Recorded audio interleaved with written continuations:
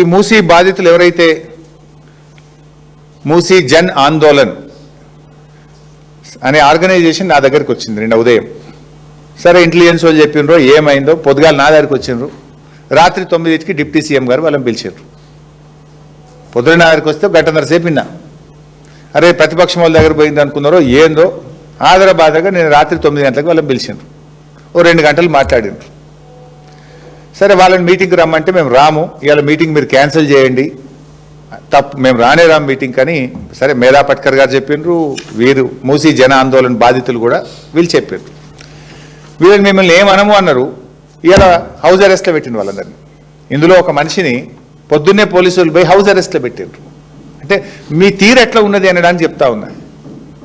నిర్బంధాల మధ్య భయాందోళనల మధ్య బలవంతంగా చేసే ప్రక్రియ కాకపోతే ఎందుకు ఇవాళ హౌస్ అరెస్ట్లో పెట్టిండ్రు?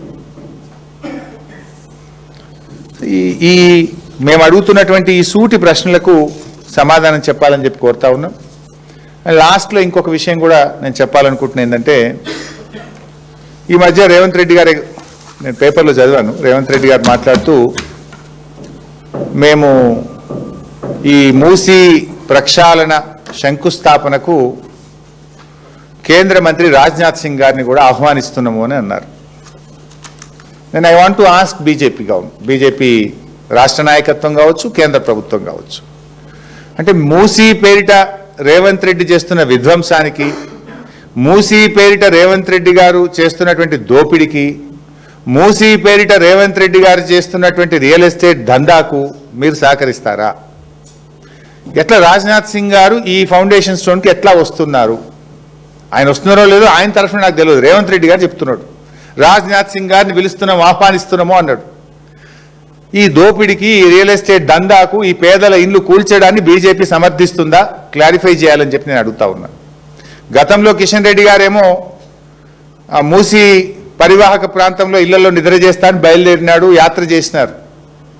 మరి ఒకవైపు మీరు యాత్ర చేస్తుండ్రు, నిద్ర చేస్తున్నాము, దీనికి వ్యతిరేకమని కిషన్ రెడ్డి గారు చెప్తున్నారు. ఇంకొక వైపు రాజ్నాథ్ సింగ్ గారు దీని శంకుస్థాపనకు వస్తున్నారని ముఖ్యమంత్రి గారు చెప్తున్నారు. ఏది నిజం?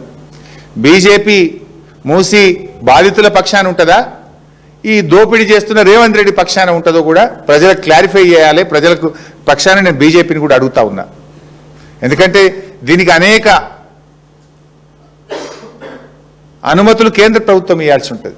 ఎన్విరాన్మెంటల్ క్లియరెన్స్ కానీ, లేదా ఏదైనా world bank, Asian development bank, any external aid రావాలంటే కేంద్ర ప్రభుత్వం అనుమతి కావాలి.